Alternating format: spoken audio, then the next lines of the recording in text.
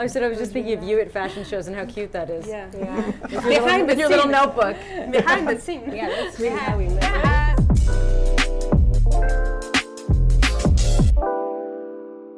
Did you know going in that you were going to make the first fashion film about compassion? That's beautiful. Nice. That's really nice. We were just talking about empathy before. Right. You wanna? Yes, I mean, probably because also, I mean, it's not really a film about fashion. It's more like fashion is like kind of mirror of our times, because it's the idea of a world of appearances. What is behind, this glamorous image and perfect images and sleek images? What are the human beings behind those images? And I think it's true for all of our characters. Angelina's character, Maxine Walker, behind the scene of fashion, like the secret wants of those women, and also, they are all at Ada also. She's playing a model arriving in this fashion week, knowing nothing about it, and Ella is also hiding. That's what I like. She's also hiding the wants, and I think it's interesting to have.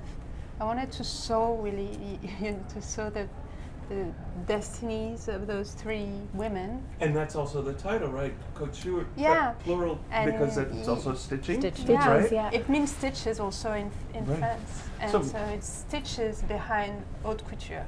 Maxine, the character of Maxine that you play, Angelina, is so interesting to me because she's at the peak of her career and having this great moment, and then gets hit with this diagnosis, this horrible cancer diagnosis, and suddenly everything has to stop, and it's not her nature to stop. Was this kind of like a gift, this role, for you in terms of processing? Very much, on many levels. I mean, anytime you work with artists that you feel close to, that you learn from, this can be the most beautiful thing about being a creative, right? Is your exchange and relationship to other creatives. And this film really brought that forward with, as we were saying, women from different parts of the world, different backgrounds, coming in to discuss these and finding where we have in common. And but for cancer, of course, it's very personal to me.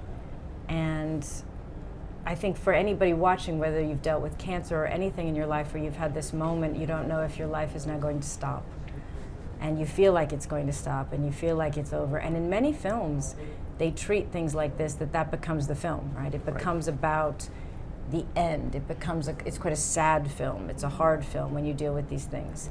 And a lot of people who have cancer have said, I feel like that's all people ask me about, right? When somebody goes through a serious illness. But it's not the end. It's not the end. And so that's why this was so important to me, that I think it helped me in reading it to remind myself and hopefully remind others that this is when you can feel most alive. This is when you realize you confront the fragility, and also you can fall in love with life again, and decide to live through it. And none of us know how long we're going to be here. Right. Another aspect of the film that Thank you for depressing us. Right, ladies? We're all going to be in therapy.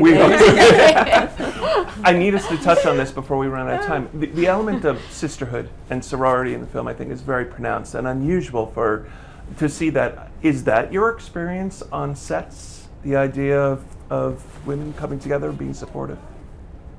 I mean, it isn't always. It should be. It should be. It certainly was on this. He was on this. It still is on here.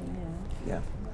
I mean, it's interesting the way compassion plays in the film, because sometimes it's grabbing a moment to give compassion to someone else, like when Maxine's daughter calls at the end, and she's lost, and you slow down and you give her directions and you say, "Look at the museum," and you have big news, but that's not quite the moment to say it.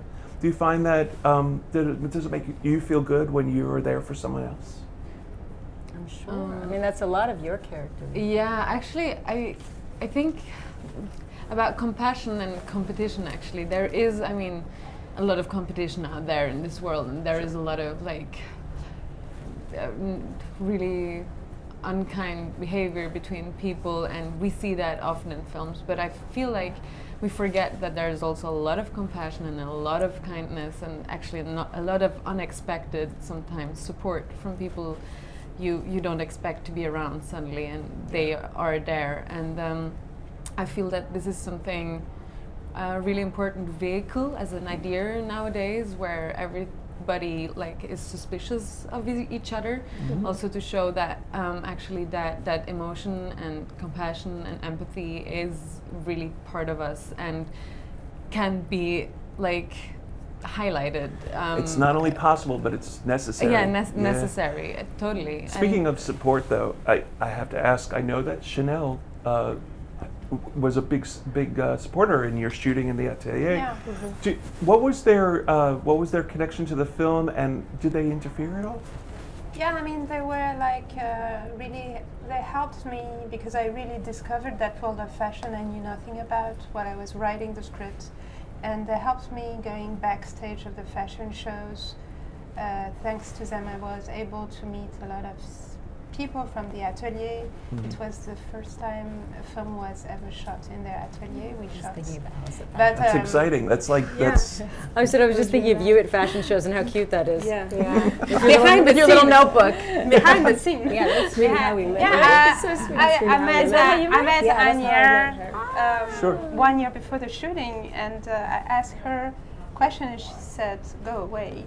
She didn't want to talk to me, but I was concentrating. I was a kind of stalker who was questioning everyone from 1 year. At the end, people knew me because they were thinking, "Oh, that's the boring director who is asking questions."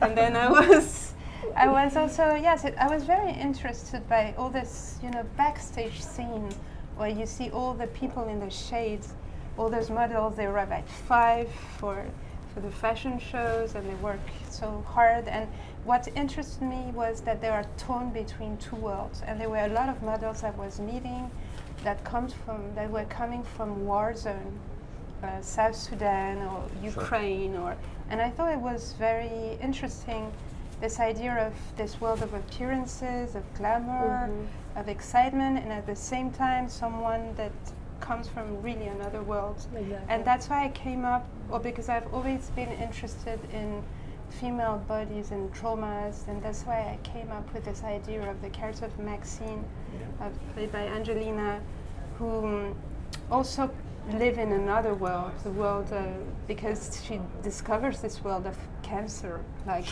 we can say Cancerland, because it's another world. Right. So she's really torn also between the two worlds, in this excitement and the turmoil of this big fashion thing. She experienced something, she's confronted to her own death, the idea of her death.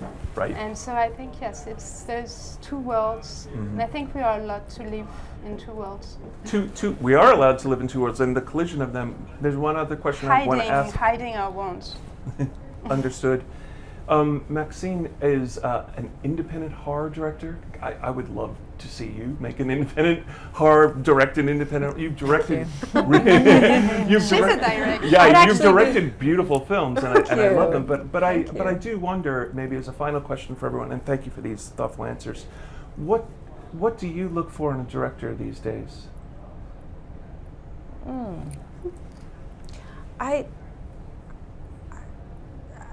I think they're approaching that a director is approaching the work because they really want to communicate. They're honestly wanting to share something and connect to the audience. They want it's a generous, intelligent and generous. I think is important. A director that knows what they're doing is a great, has depth and emotional intelligence. But also has a desire to say, I want to do this because, there's a lot of things I think being made, and if you said why, not that entertainment isn't wonderful, entertainment is a reason to make something.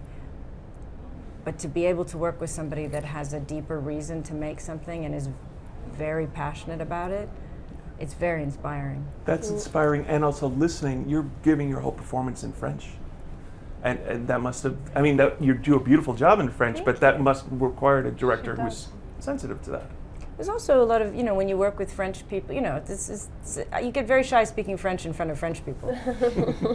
So I had some very, very kind and supportive. She's super good. I had This very is kind such and a love supportive fest. She doubled teams. herself in French. She did all the. I did my dubbing. So, but so they can, and that's really when, especially we talk about women, when women can really come together like this, it's such a special, it's so special, and I haven't had enough of that in my life, and lost my mom very young, and haven't had that. I have that now with my daughters, of course, but it's a very special, and I've gotten older, I really appreciate the connection with other women.